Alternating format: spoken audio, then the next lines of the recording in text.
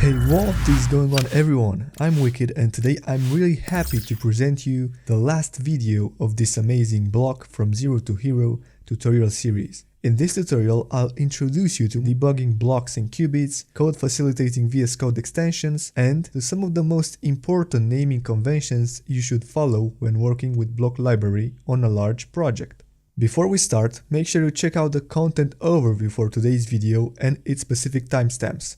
So without further ado, let's get right into it. Okay, so until now, we kind of understood in big words how Bloc library works, what are the main concepts, and how to structure the code of a block-driven app. But what if something is wrong with one of our qubits or blocks? Is there a way we can specifically debug them? Yes, there is. Both blocks and qubits have specific debugging methods you can override so that you can observe their behavior while the app is running. Remember that a block is just an advanced type of qubit. BLoC extends qubit. Therefore, every debugging method found inside the qubit will also be available inside a block. At the same time, a block will benefit from some separate specific functions, thanks to its special ability of being triggered by a stream of events. So let's start with the qubit first. Remember this diagram we discussed way back then.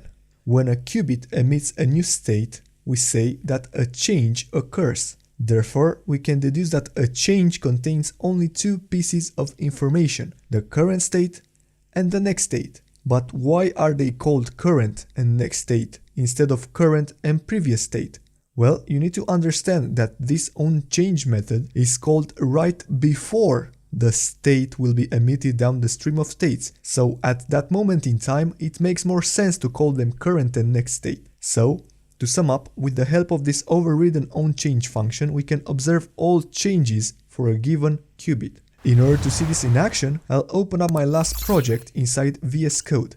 You can find it on my GitHub page, as always, in the video description. Then I'll simply navigate to the counter qubit and override the onChange function.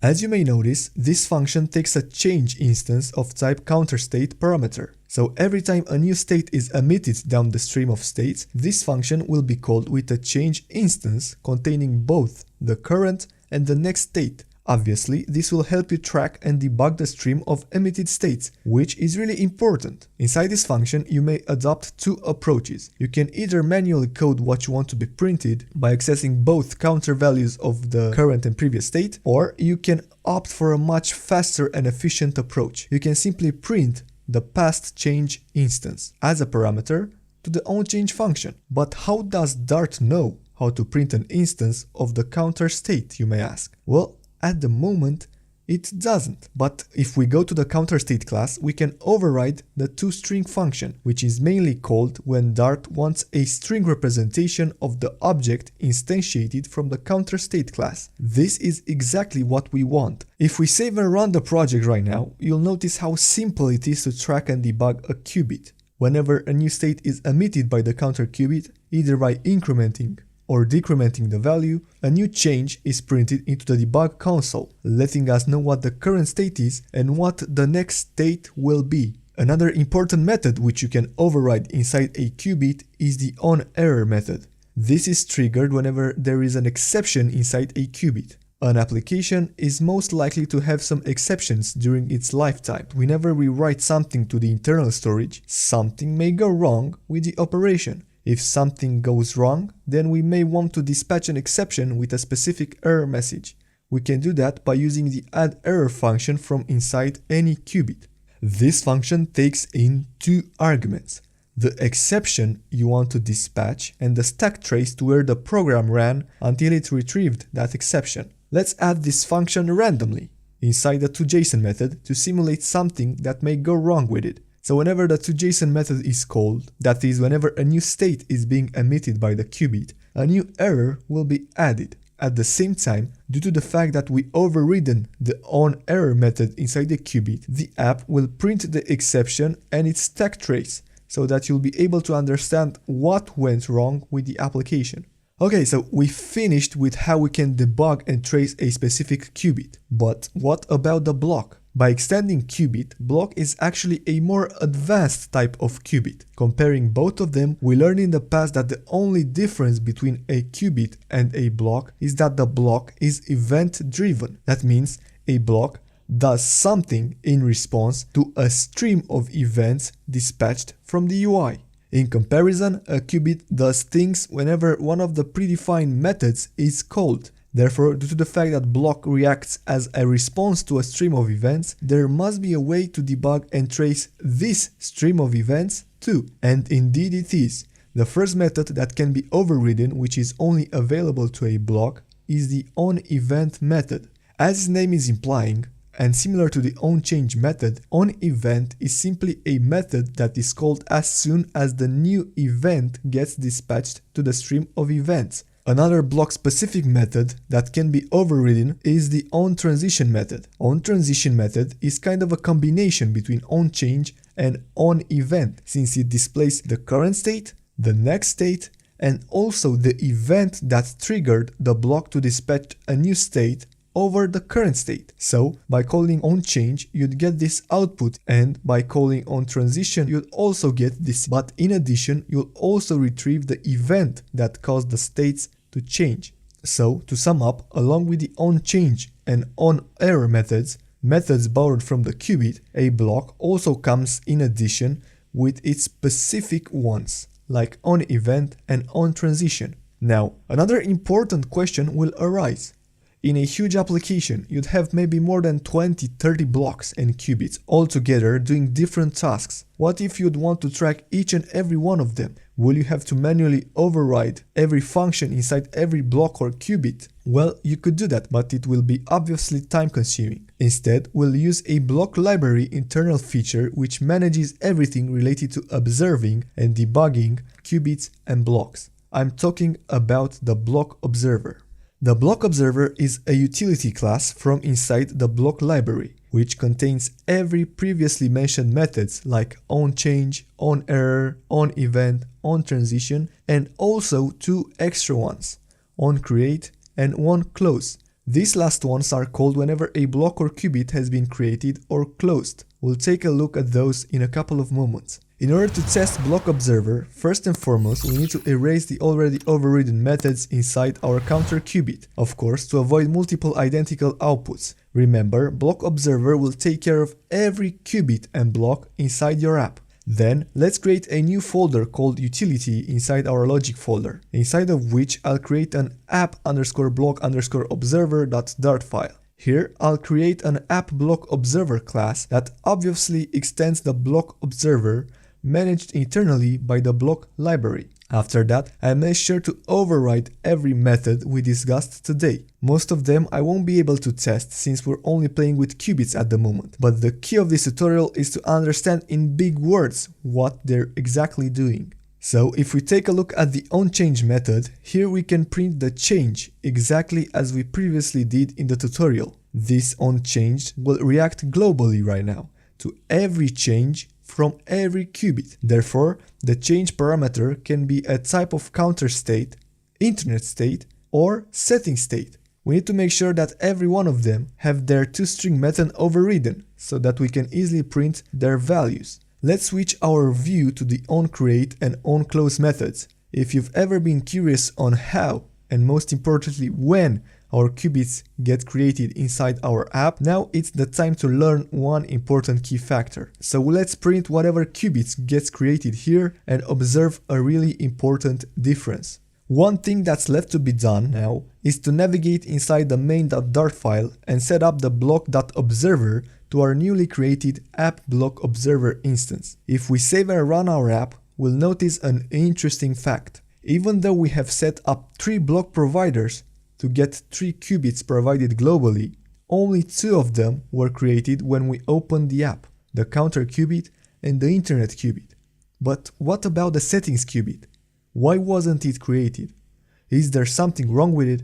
If we click the settings icon, we can observe that right after we pressed it, the settings qubit got created.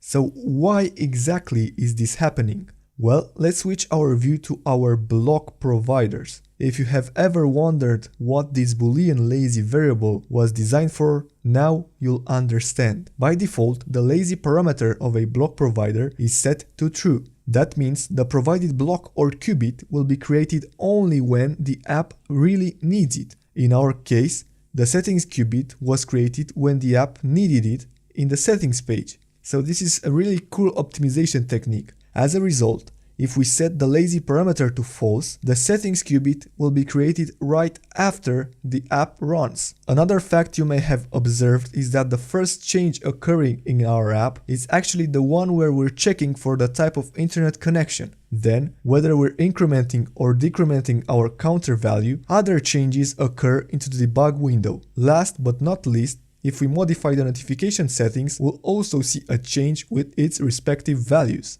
So we're finally done discussing how we can debug and trace all of your blocks and qubits inside your app. I hope you understand how everything works. Now it's time for me to continue showing you some of the tips and tricks that will make your development life easier while working with BLoC library. I'll talk a little bit about some of the most frequently asked questions I got from you guys. First question: how do you know when you should create a qubit or a block?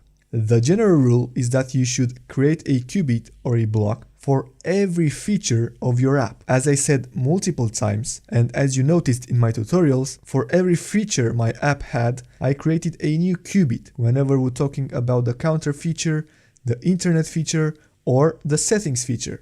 So that's the main rule. If you want your app to be able to log in and create user accounts, then you should have an authentication qubit or block. If your apps work with different modals like countries, fruits, weather, planes, etc., then you should have a block or qubit for each and every one of them. Then the next question would be, when should I create a qubit and when should I pick a block instead? The general rule of this is that you should start by designing a qubit for your feature. And then if you need the advanced features of a block, you can easily refactor the code and switch to it. You know, the only difference between a block and a qubit is that a block is event driven. So you must think in which scenarios of your app it will be better to have events triggering a block to do the job instead of having a method to trigger a qubit to do its job. Remember, Qubit works with simple and plain methods. It's not a stream of methods. BLoC, on the other hand, works with a stream of events, so you must take advantage of what operations you could perform on that stream. Another question I frequently get is what's the naming conventions you should follow when designing a block or qubit? The answer here is not really a general rule. You can name the blocks, qubits, events, methods, and states whatever you feel it makes sense for your app. There are, however, some naming conventions that will make your code look more organized and straightforward. For the states, it's recommended that you name them after this pattern: a block or qubit subject plus the action plus the state of the action. For example, if you have a weather block, some of the weather states may sound like weather fetch success, weather fetch in progress, or weather fetch failure. If you have an user qubit, some of the user states may sound like user create success, user create in progress, user delete failure, user fetch success, etc. You can see where I'm going with this. For the events, it's recommended that you name them after this pattern: block or qubit subject plus the action, the event itself, in past tense. Events should be named in the past tense because events are things that have already occurred from the block's perspective. For example, if you have an user block again, some of the user events may sound like user fetched, user deleted, user created, user modified, etc. Now what about the methods of a qubit? Methods of a qubit should be named so that they denote exactly what a qubit is working on. For example, if there is an user qubit, the methods inside it should sound like fetch, delete, create, modify, and so on and so forth. As I told you, these are only recommended conventions. Feel free to modify them as much as you want, as long as it makes sense inside your own app. One last question I receive in the comments is what VS Code extensions do I frequently use? So here's a list of every VS Code extension I use. The first one is Better Comments. I use this to highlight some of my code in a brighter color.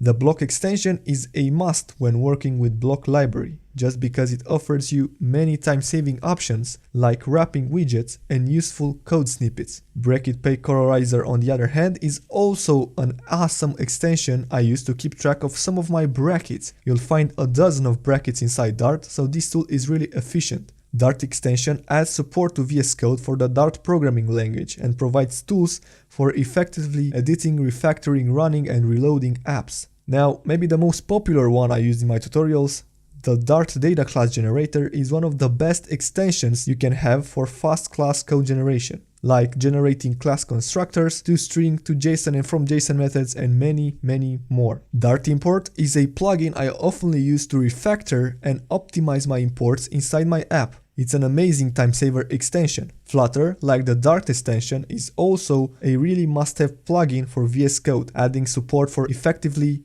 editing, refactoring, running and reloading Flutter mobile apps, as well as support for the Dart programming language. Gradle language support is a very useful extension to manage and code the .gradle files found inside the Flutter project. Now, about the theming of VS Code, Material Icon Theme and VS Code Icons are the VS Code extensions I use for personalizing my folder icons. And last but not least, Pubspec Assist is one of the most amazing extensions which will help you add the latest Dart and Flutter packages from pub.dev right inside the pubspec.yaml file. This is a plugin I really use a lot, so I definitely recommend it. And I think this wraps out everything I wanted you to understand, not only for this tutorial, but also for this entire Block from Zero to Hero tutorial series. It is finally time to end this tutorial series.